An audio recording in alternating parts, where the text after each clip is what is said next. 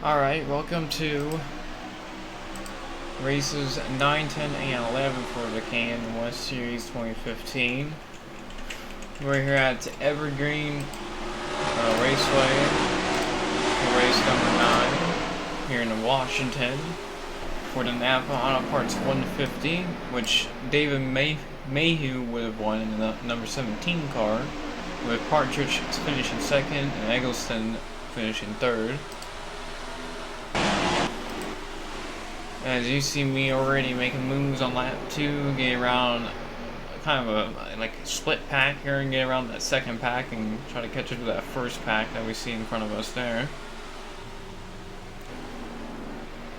Now we're behind Blaine Perkins in that 21 car, I would say, instead. As we're up to 8th, coming up on 7th here. We go down to turn 1, or turn 3. And then come down to turn 1, up to 5th, lap 8. I think last time was lap 6 actually.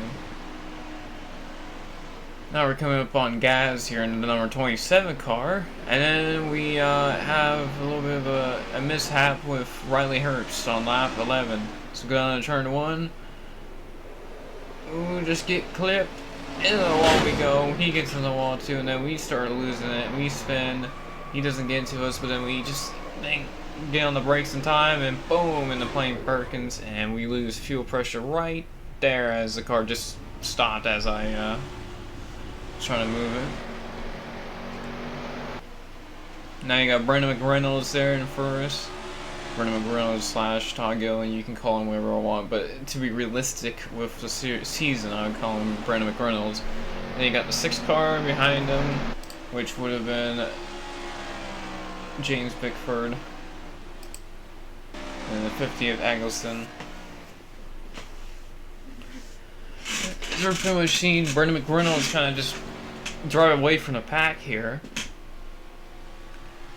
and pretty much if nothing happens, or if nothing bad happens, he pretty much wins this race.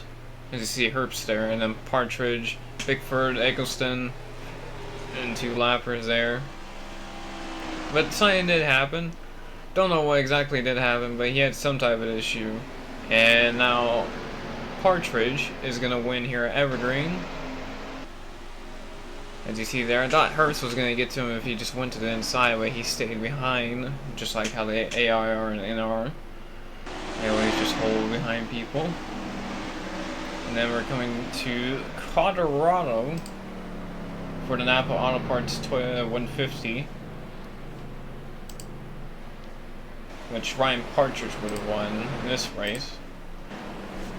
We get a good finish here with this 53 lapper, but it wasn't a win. But it's better to get good finishes and be wrecked like Evergreen, because we went back down to second in the point standings as Blaine Perkins went through the infield there and almost took out the 38 car as we get by the 39 YouTube car there on lap 13. Get a little loose off of 2.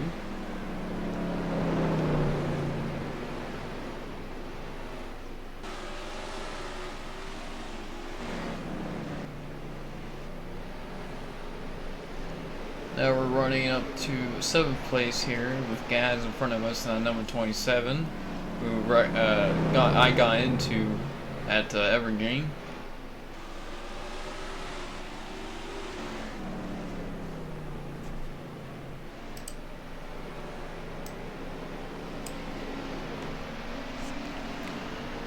We try to get around him, which I believe we do right here as we get to his core panel. And we do clear him off of the off of 4 there, going down to turn 1. And now we're in a big group of lap cars. As in big, I mean like 5 cars, because there's only 20 cars in this series. So honestly, that's pretty big of a lap car pack. But now we got the 54, 9, and 16 and 9 and 6. A lot of numbers I just absolutely missed and had to repeat. There you got the 54, Christopher Bell. So goodbye Partridge, the real life winner. Now we're behind Bickford and Bell, as we're now on the inside of Bell. We're gonna hold with Bickford. Try to get around Bell when Bickford gets around Bell. And then we go to the inside, almost made 3, but we think better of it. And then we got the room for it, so we throw it in 3 wide. And we make it stick with no consequences, as Bernie McReynolds is absolutely destroying the field there.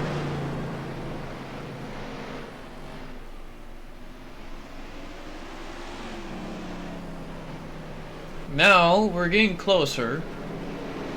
But as I said before, it's not going to be enough, as we got this dirty car in front of us who took our line away just then. Now I'm trying to like cross him over, but he's just holding the line I'm trying to get past him in. And then he finally lets me go and then blocks the 6 car of Pickford instead.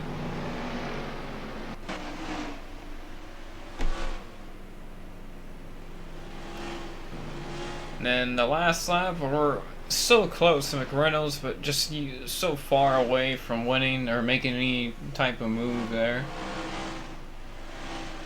As we're not going to be able to make a move, and we're going to finish second here at Colorado, but it's a good points day because we did finish in front of, I believe it was Herbst that took the lead back away from me in the point standings, so that gave me the point lead back. And now we're here at Medellin for the Idaho 208. 73 laps here, as Noah Gregson would have won the real life race. We again don't win this race, but we had an actual problem later in the race that we will show you as we're on lap 9 getting around the 8 car, already up to the top 10 on lap 10. Lap 15 up to the top 5, getting the back bumper bit a little bit as McReynolds is hounding us on the back end there.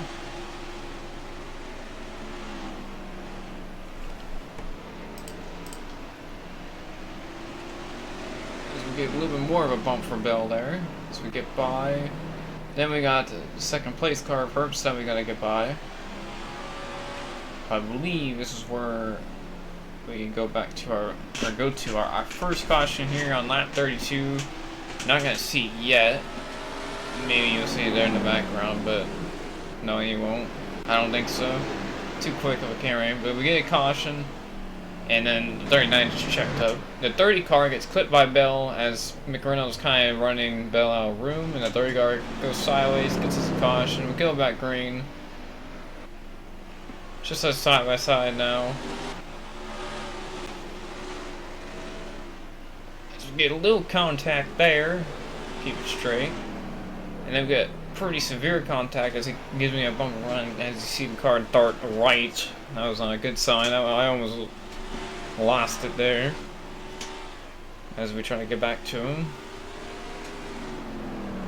But in our pursuit of trying to get to him, he clips the 36 car and then comes back up in the partridge, and then boom, hard impact, and then that gives us some front end damage. I try to get out of the way and I got clipped by Reynolds, and we go into the infield course, and the caution didn't come out for some reason, so I had mainly put out the caution. So that was more than caution worthy right there. And that puts us down to 9th. But it doesn't matter because we're going to be back to 5th as we get the green flag. And the bottom line just does not go whatsoever because Bernie McReynolds is having some type of issue.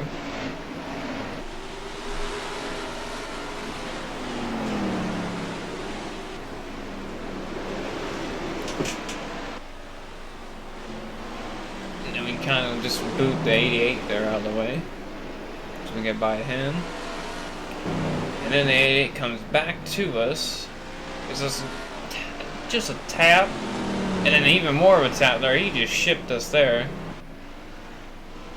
on lap 64, and then we come back to him. We're just literally just using him as a backstop. So we're just pushing him through the whole core, and then we're gonna give him a big bump here. And we eventually get him out of the way as we get a little sideways right there, and then I had to correct it, and we just had no mercy for him. For the 88 car as we put him back in the wall. We get around Eggleston, the 50. And then right as we're coming to 2 laps to go, the 30 car just absolutely takes out the 16 car after the 16 car here hooks him off a turn 4, and then he just comes up and then Slam right into 16, and the 14, Matt Levine gets involved. Then we come to restart. We're in third. The whole pack is all messed up. Riley Herbst is trying to get the pit lane for whatever reason. He's having some trouble. And then we get another caution with the 88 slamming into the 16 car and getting spun, as you're going to see here. Just absolutely just right hooks into him. And then Partridge is going to win the Idaho 208. And that's going to make us finish second once more, and that's going to even improve our lead even more since Riley Herbst had some issues. So now we have a 36-point lead, and then you see the rest of the field there. You got third place in the point standings, Partridge. And that'll be it for this video, guys, and then the last two races of the 2015 KM Pro Series West Series.